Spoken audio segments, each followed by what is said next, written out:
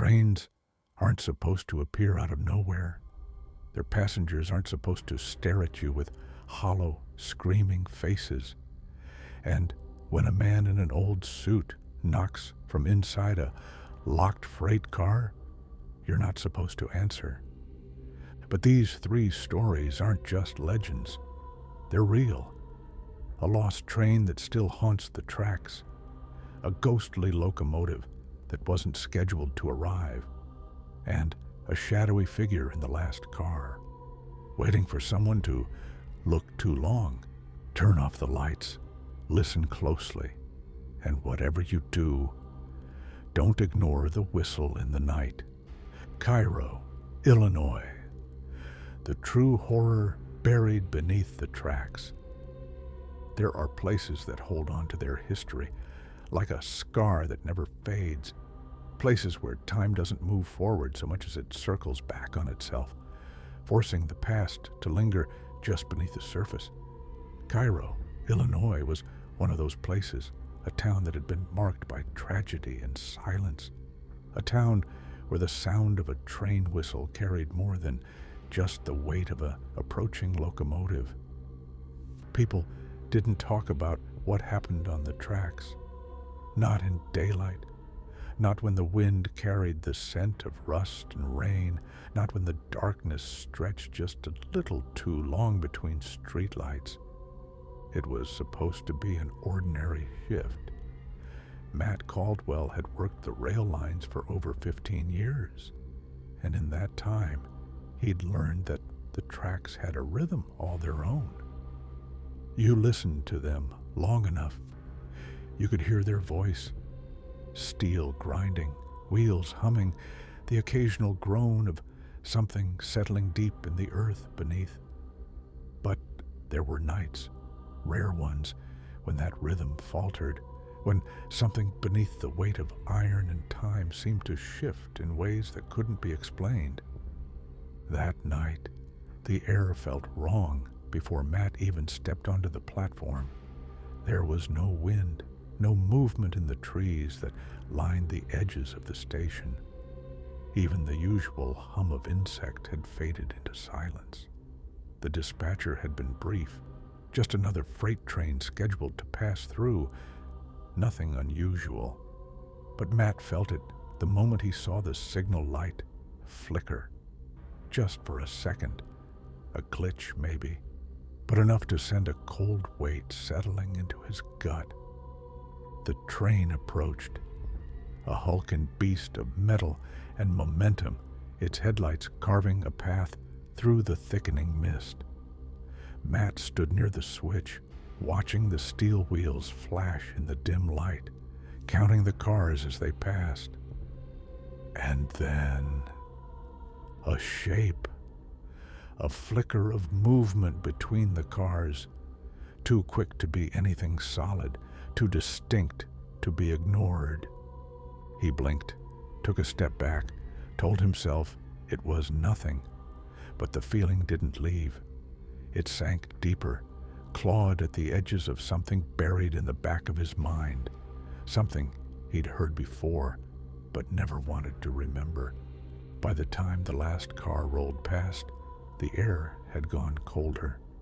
He turned, expecting to see the train stretching off into the night, but instead, there was a shadow standing just beyond the tracks. A figure, barely visible, watching. He wasn't alone. The stories had been around for years. Every railroad town had them. Tales of men who had gone missing, of accidents that didn't make sense, of things that walked the tracks long after they should have been buried. Matt had never put much stock in them, until now. The figure didn't move, didn't step closer, didn't vanish like a trick of the light. It just stood there, half hidden by the mist, the space where its face should have been swallowed by shadow. Matt's pulse hammered against his ribs.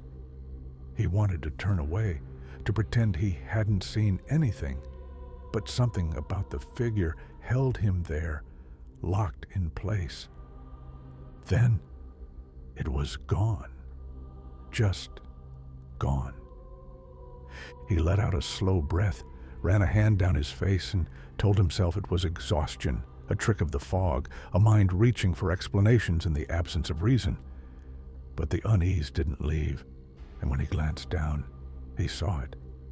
A single muddy footprint pressed into the gravel, too fresh, too deep, standing alone where no one should have been. He didn't sleep that night. The next morning, he went looking.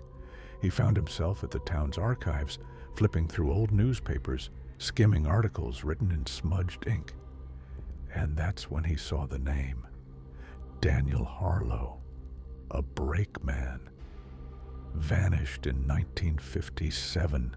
No body, no trace. Just gone. Matt's stomach turned to ice. He looked at the grainy black and white photo that accompanied the article. A man in overalls, a cigarette caught between his fingers, staring into the camera like he knew something no one else did. And behind him, just at the edge of the frame, a figure standing in the mist, the same one Matt had seen the night before. He shut the book, walked out of the archive, drove home with his hands gripping the wheel too tight. That night, he didn't go to work. He called in sick. He locked his doors. He shut his blinds. But when the train whistle sounded in the distance, long and mournful, something in his bones told him it wasn't just passing through. It was looking for him. And it wasn't finished. Helltown, Ohio, the train that never should have arrived. Some towns die slowly, left to rot in the shadow of what they once were. Others are buried all at once, abandoned overnight, as if something beneath the earth had whispered a warning too dreadful to ignore. Helltown, Ohio was one of those places, a town whose name was more than just a relic of folklore. It was a place where the air was thick with the weight of something unseen, where roads led nowhere, and the trees swallowed the voices of those who dared to linger too long. The train tracks that ran through Helltown had been shut down for decades. Officially, they were decommissioned after a derailment in the early 70s, a crash that took the lives of 7 passengers and left behind nothing but twisted metal and unanswered questions. The remains of the wreck were never fully cleared, swallowed instead by the encroaching forest, hidden beneath a layer of rust and time. No trains had run those rails since. None were supposed to. But on a cold October night, a single train did. Evan Marshall had worked as a night security guard at the Helltown rail yard for 3 years, long enough to know every abandoned track, every rusting locomotive left to decay beneath the stars. He was used to the eerie quiet, the way the wind howled through broken windows, the way the old depot creaked as if it were breathing. It never bothered him. Not until the night he saw the lights. It started with a distant glow just beyond the tree line. He figured it was some kids messing around, maybe a couple of thrill seekers daring each other to walk the abandoned tracks. He reached for his flashlight, stepped outside the depot, and that's when he heard it. A train whistle. Long. Hollow. Wrong. His blood turned to ice. There was no train scheduled. There was no train at all. The ground trembled beneath his feet, a vibration too familiar to mistake. And then, from the darkness, the headlights came, cutting through the mist like the eyes of something ancient, waking up after years of restless sleep. The train was moving fast, too fast for a line that shouldn't exist. Evan's breath hitched as the locomotive emerged from the fog, blackened steel reflecting the moonlight, streaks of rust running down its sides like old blood. There was something else, too, something that made his stomach twist. There was no number, no company logo, no sign that this train belonged to anything or anyone. And then he saw the windows. Faces, too many faces, hollow-eyed and staring, pressed against the glass, mouths open as if screaming, but making no sound. They weren't passengers. They weren't alive. Evan took a step back. The train barreled past, its wheels shrieking against the tracks, metal grinding, echoing through the night in a way that made his bones ache. And then, as suddenly as it had appeared, it was gone, swallowed by the fog, leaving behind nothing but silence. His hands were shaking. He turned to run back inside, to radio someone, anyone. But then he heard it, a whisper, a voice curling around the edges of the night, coming from nowhere and everywhere all at once. They never made it home. Evan didn't sleep that night. He sat in the depot, staring out the window, waiting for something, anything to happen. But the tracks remained empty, the world still. By morning, he convinced himself it had been a hallucination, a trick of the fog, of exhaustion, of his mind playing games with the dark. Then he checked the security footage, and there it was, the train, the faces, the moment the camera flickered, static swallowing the frame, just as the last car vanished into the mist. Evan quit that morning.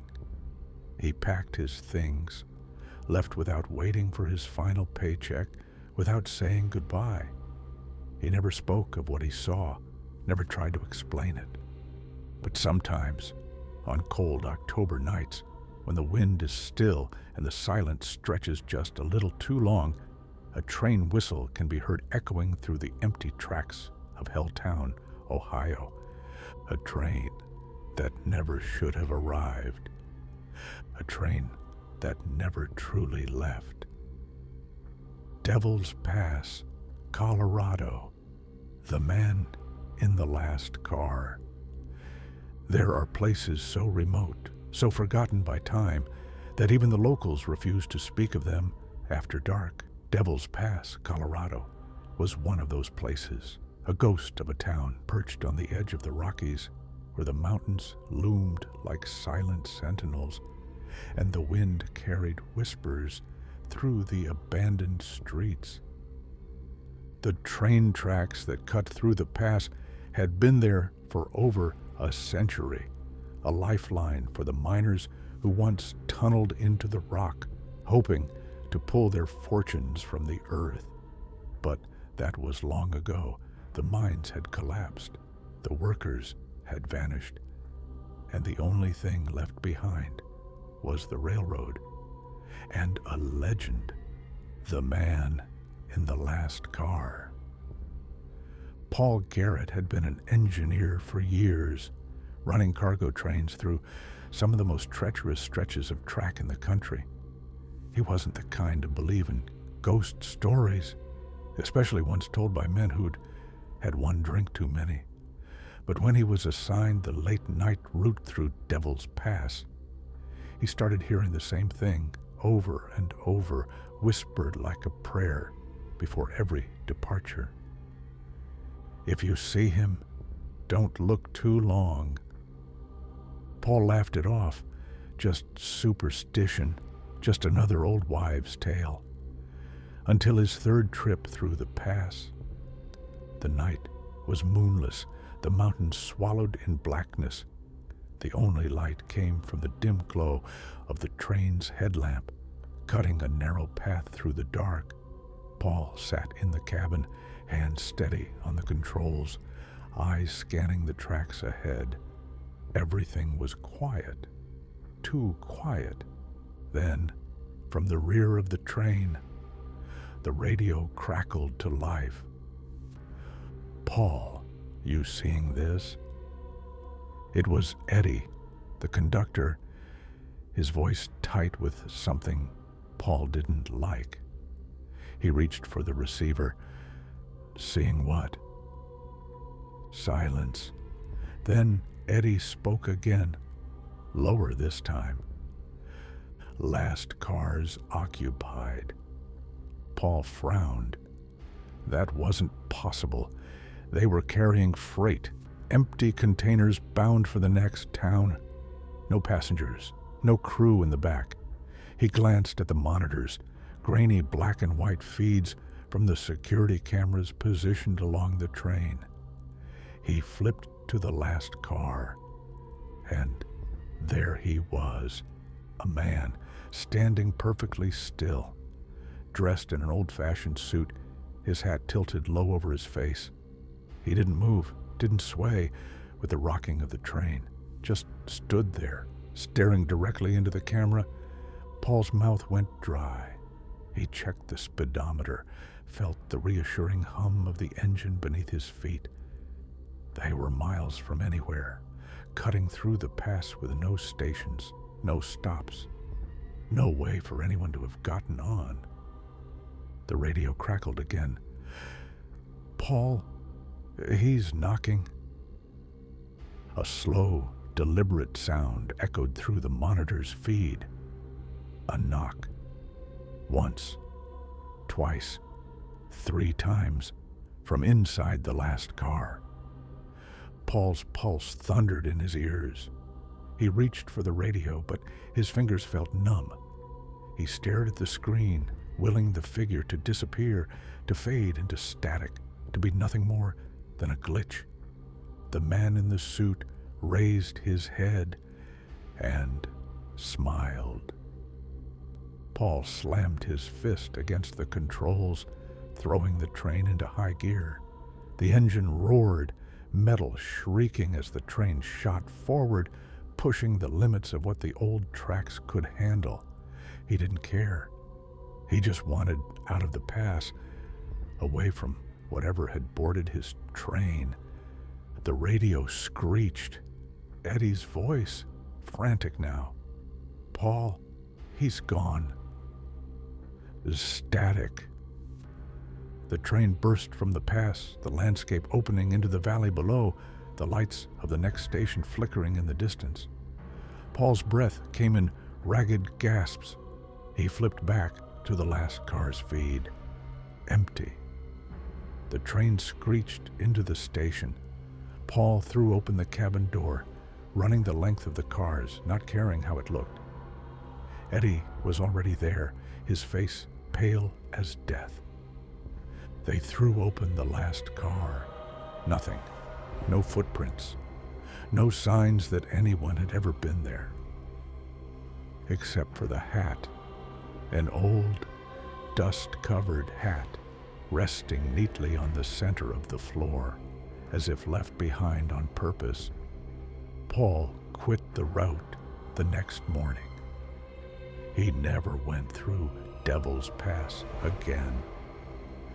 But sometimes, when the nights are quiet and the wind cuts sharp through the mountains, engineers swear they see something in their rearview monitors.